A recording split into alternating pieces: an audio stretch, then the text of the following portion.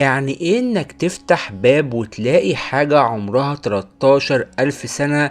يعني ايه انك تلاقي مكان شغال من قبل ما تتخيل ان حتى في حاجة على الكوكب اسمها مصنع اصلا؟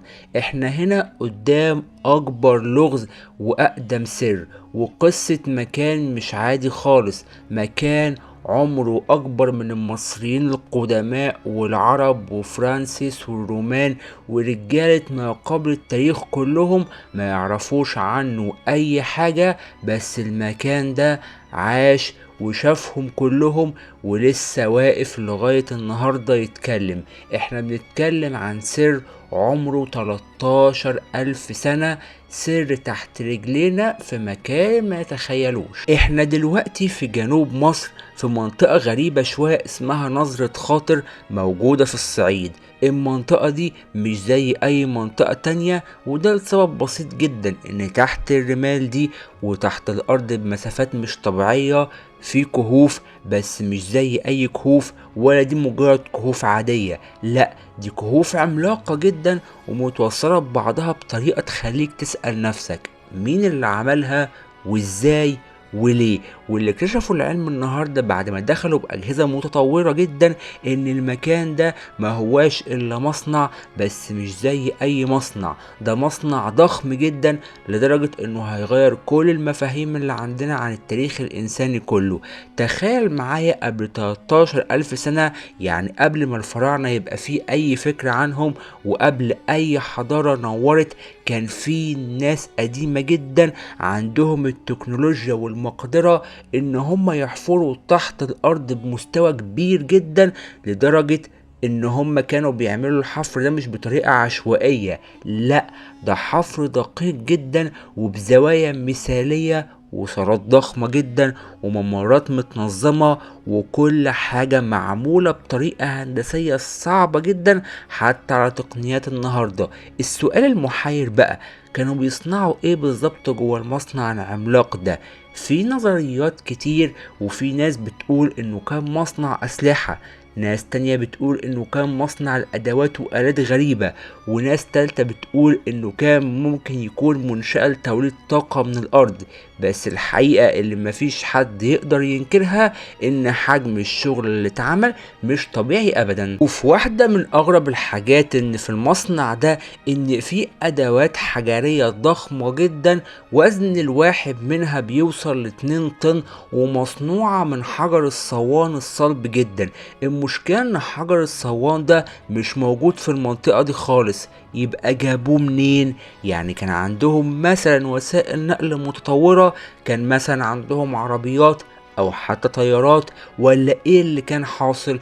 كمان طريقة الحفر نفسها، الكهوف والممرات معمولة بجدران ناعمة جدا، وفي اماكن كتير الزوايا فيها مثالية لدرجة انها بتوصل ل90 درجة بالظبط. ده معناه ان هم كانوا عارفين قواعد الهندسة والرياضيات بشكل متقدم جدا، علوم اكتشفناها احنا كبشر من كام الف سنة. فمين اللي علمهم الحاجات دي؟ اللغز الاكبر هو ان مفيش اي رسومات على الجدران، مفيش اي كتابات هيروغليفية، مفيش اي شكل فني، مفيش اي حاجة توثق مين اللي عمل المكان ده او عمله ليه. مش طبيعي في التاريخ المصري القديم اللي مليان تفاصيل ورسومات وكتابات ان كل حاجة بتبقى متسجلة او متوثقة. فمعنى كده ان احنا بنتكلم عن حضارة خاصة جدا او حضارة تانية خالص، حضارة مش عارفين عنها اي حاجة، او مثلا الحضارة دي ضاعت مع التاريخ. وفي نص الكهوف دي لقوا حاجة غريبة جدا، صفوف طويلة من الحجارة المسطحة شبه أطوال عمل أو ماكينات بدائية، وفي أماكن كتير فيها آثار نار شديدة ورماد، وده خلى العلماء يفترضوا إن المكان ده كان ممكن يكون مصنع كبير لصهر المعادن أو تحويل المواد الخام لحاجات تانية. تخيل شغل المصنع ده وهو شغال قبل 13 ألف سنة، ناس بتتحرك في الممرات الضخمة دي، وناس بتكون شغالة على آلات حجرية ضخمة، وناس بتكون بتنقل مواد من مكان للتاني، وكل ده تحت الأرض في ظلام دامس، يبقى أكيد كان عندهم إضاءة. إزاي؟ كانوا بيستخدموا نار، ولو فعلا استخدموا النار يبقى أكيد كان عندهم نظام تهوية تحت الأرض. كل الأسئلة دي بتودي الأسئلة تانية أكبر وأكتر، وكل اكتشاف بيزود اللغز ده في تعقيده أكتر. والسؤال اللي بيفكر فيه كل واحد فينا، ليه يبنوا مصنع بالضخامة دي تحت الأرض؟ وهل كان في خطر من حاجة معينة، ولا كانوا عايزين يخبوا الشغلانة دي من مين، ولا كان في كارثة كبيرة متوقعة وعايزين يحموا صناعتهم منها، ولا ببساطة شديدة الظروف على سطح الأرض في الوقت ده كانت مستحيلة العيشة فيها، ففضلوا يعيشوا تحت الأرض ويشغلوا المصنع بتاعهم.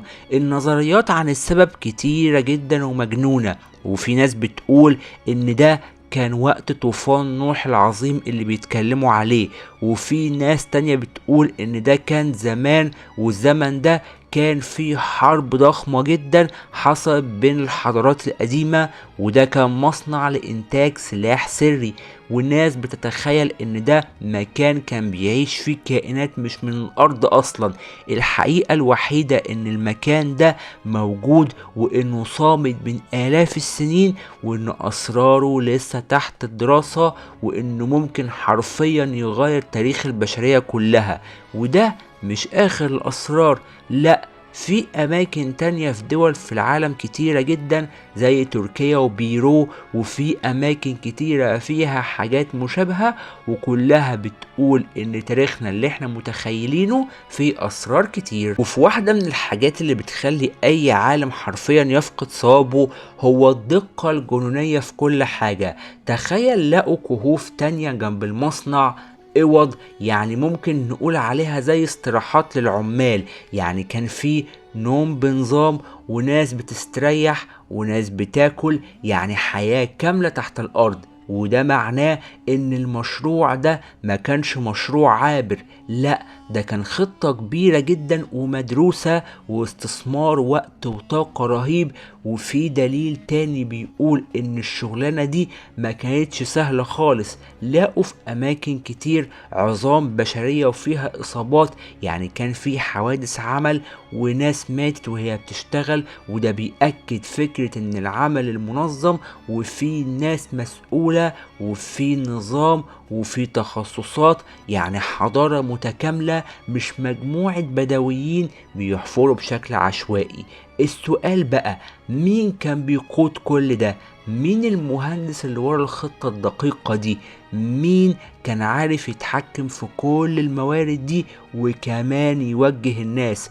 ده كان لازم يكون في قائد عبقري او مجموعة عبقرية جدا.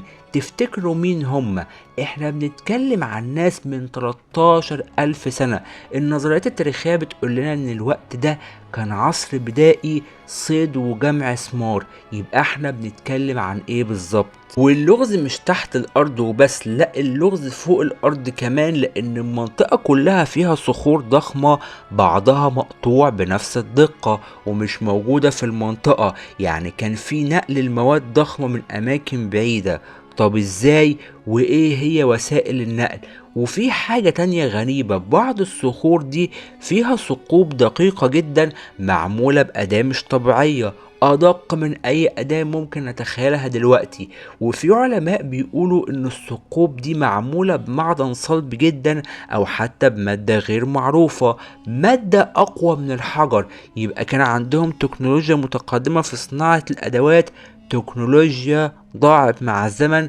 وده بيخلينا نسأل نفسنا، هل احنا كبشر بنتقدم ولا بنتأخر؟